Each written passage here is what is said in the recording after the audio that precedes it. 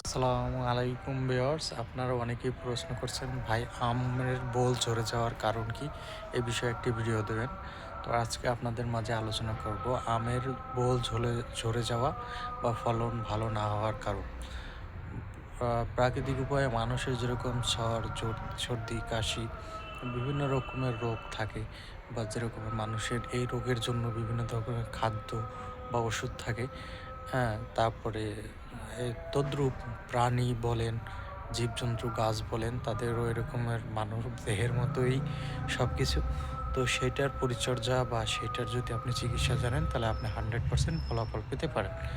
তো আজকে আমের বোল ঝরে যাওয়া, ফলন না হওয়ার কারণ।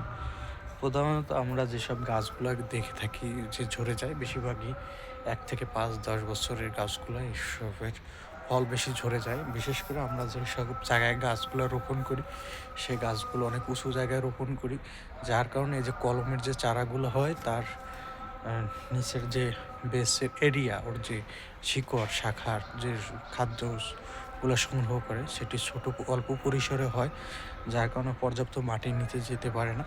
যার কারণে গাছের গোড়া শুকিয়ে গেলে ও পর্যাপ্ত খাদ্য পায় না, যার কারণে ও বোলগুলোর গাছের পর্যাপ্ত শক্তি থাকে না, পর্যাপ্ত এনার্জি থাকে না, এবং মাটি থেকে তেমন রস পায় না, যার কারণে অনেক বোল ঝরে যায়। এই ক্ষেত্রে আমাদের করণীয়, নিয়মিত গাছের গোড়ায় হাঁড়ি ছিদ্র করে পানি দিতে হবে। হাঁড়িতে পর্যাপ্ত পানি রাখতে হবে, নিজে নিজে টেনে নেবে, মাটিতে খাবে।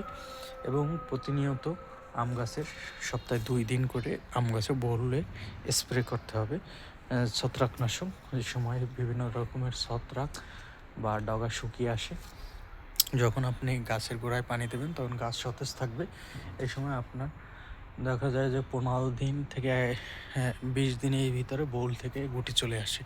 তো বোলের শুরু থেকে আপনি চিন্তা করবেন বিভিন্ন উদ্ভিদ যা ছত্রাক যাতে গাছে বাসা না বাঁধতে পারে। সেক্ষেত্রে আপনার প্রতি সপ্তাহে কমপক্ষে একবার করে গাছে স্প্রে করতে হবে ছত্রাকনাশক স্প্রে করার পরে প্রতিনিয়ত যদি গাছের গোড়ায় আপনি পানি দিতে পারেন, তাহলে আপনি 100% ফলাফল পাবেন।